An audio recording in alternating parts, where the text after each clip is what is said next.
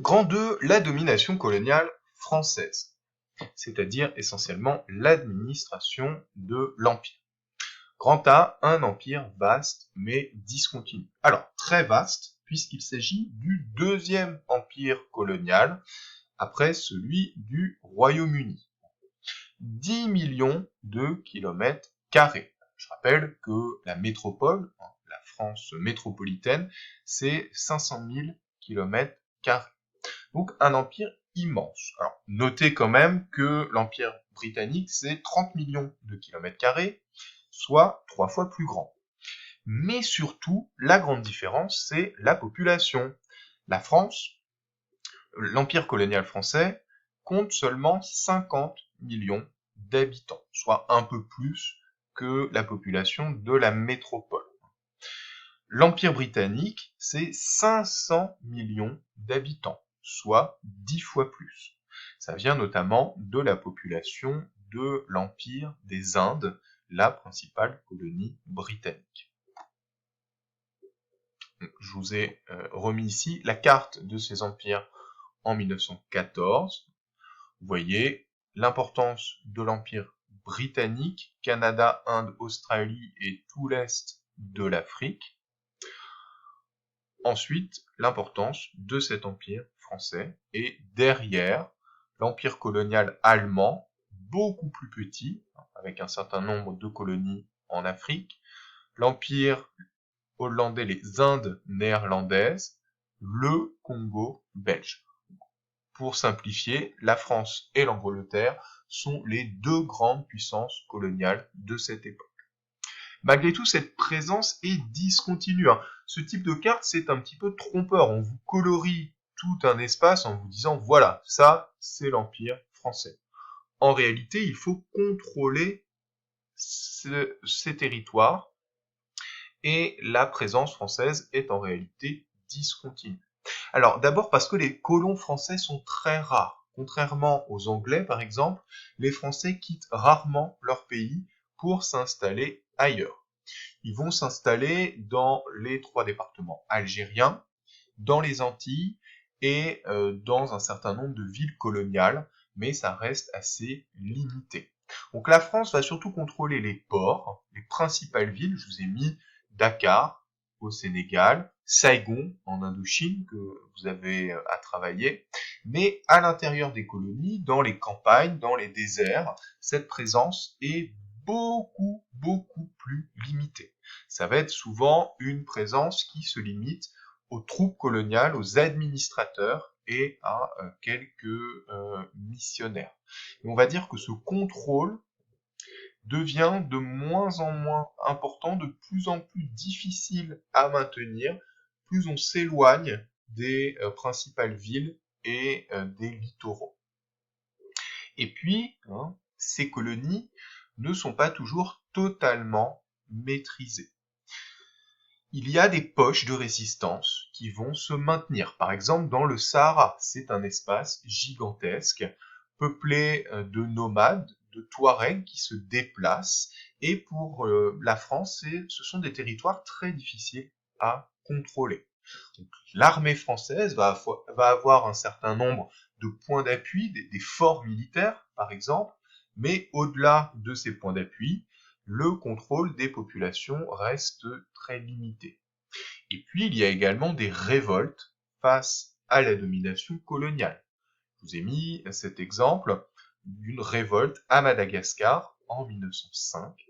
Alors, ces révoltes sont matées la plupart du temps assez rapidement, puisque la puissance militaire des colonisateurs est bien supérieure à celle des populations colonisées, mais elle montre que la domination coloniale est relativement fragile dans certains territoires.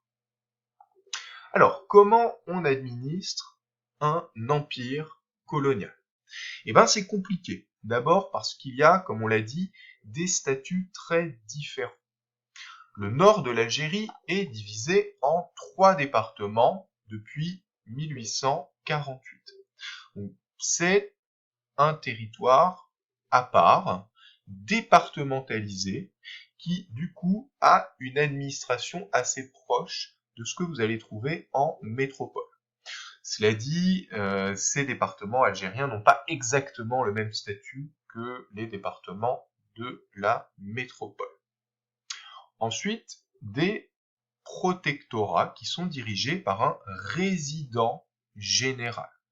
Ces protectorats, ça va être le Maroc, la Tunisie et un certain nombre de territoires d'Indochine.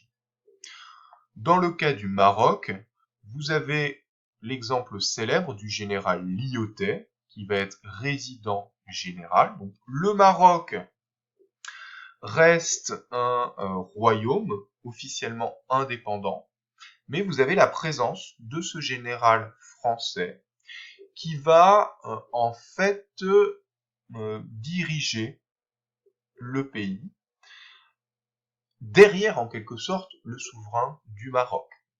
C'est-à-dire que le protecteur qu'est Lyautey en tant que résident général va organiser la politique étrangère du Maroc, sa politique militaire, les questions de police, etc., mais au nom du souverain du Maroc. Donc le principe d'un protectorat, même si plus le temps passe et plus le protectorat a tendance à ressembler aux autres colonies. Enfin, des colonies qui sont sous l'administration directe du ministère des colonies. Donc, ces colonies, ça va être l'AOF, l'AEF, les territoires du sud de l'Algérie, Madagascar, les îles du Pacifique, etc. Donc, des statuts différents, ce qui rend les choses assez complexes, puisque du coup, les territoires ne sont pas soumis au même ministère. Les colonies, c'est le ministère des colonies, les protectorats, ça va être le ministère des Affaires étrangères, le nord de l'Algérie va être géré au bout d'un moment par le ministère de l'Intérieur. Tout ça est très très complexe. L'administration coloniale, il va falloir la former. Et ça va être le rôle de l'école coloniale à partir de 1889. Donc une école en France qui va être spécialisée dans la formation de ces administrateurs de l'Empire. Alors, ces administrateurs de l'Empire, qui ont différents grades, différents niveaux, vont avoir des pouvoirs importants. Il faut voir que certains sont assez isolés, que les liens avec leur ministère peuvent être difficiles à établir. Mais ces administrateurs coloniaux ne peuvent pas faire tout et n'importe quoi, et surtout, ils ont besoin des troupes coloniales, de l'armée et de la marine, et ils ont besoin également des élites locales. C'est-à-dire qu'ils doivent tisser des liens avec les populations locales afin de contrôler les territoires qu'ils administrent. Il faut voir que les administrations coloniales, que ce soit dans les empires français ou dans l'empire ou britannique, sont perpétuellement en sous-effectif et que le contrôle de l'administration est très difficile à mettre en place. Dans cet empire colonial, l'inégalité politique est très importante. Les colonisés sont sujets de l'empire colonial, de l'empire français, mais ils ne sont pas citoyens français. Des seules exceptions, ce sont les Juifs d'Algérie qui vont obtenir ce statut de citoyen français.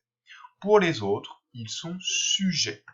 Donc, ils ne bénéficient pas des mêmes droits politiques que les Français de métropole ou que les colons français.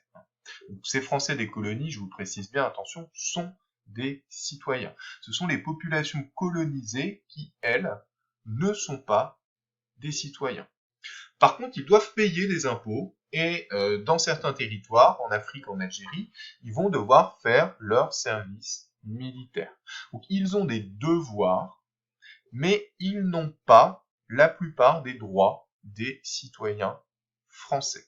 En fait, la République française n'applique pas aux populations qu'elle colonise les propres droits qu'elle a définies dans les différents textes constitutionnels, dans la Déclaration des droits de l'homme, etc. Donc une inégalité politique fondamentale. Également une égalité juridique, c'est-à-dire que les populations colonisées vont être soumises à un droit différent des citoyens français et des colons français. C'est ce qu'on va appeler le code de l'indigénat. Les indigènes, ce sont les populations colonisées. Ce code de l'indigénat est créé en 1881 pour l'Algérie et en 1887, il est appliqué à l'ensemble de l'Empire. C'est un code répressif qui va être extrêmement dur pour les populations locales et qui doit permettre justement à la France de les contrôler parce que, comme on l'a vu, les administrateurs sont en sous-effectif. Et parce qu'il faut optimiser en quelque sorte cette conquête et exploiter les populations colonisées. Concrètement, la loi et la justice ne sont pas les mêmes que pour les Français, et les colonisés vont pouvoir être utilisés pour des travaux forcés, ce que vous voyez ici, et vont également subir des châtiments corporels qui seraient interdits en métropole. Donc il y a là encore une inégalité fondamentale entre ces populations colonisées et les citoyens français. C'est en quelque sorte un régime d'exception qui ne respecte pas les libertés fondamentales qui sont pourtant proclamées par la Troisième République. Donc il y a une ambiguïté, plutôt une contradiction fondamentale de la Troisième République dans ces colonies, comme si dans l'empire colonial ne s'appliquaient pas les mêmes règles qu'en France.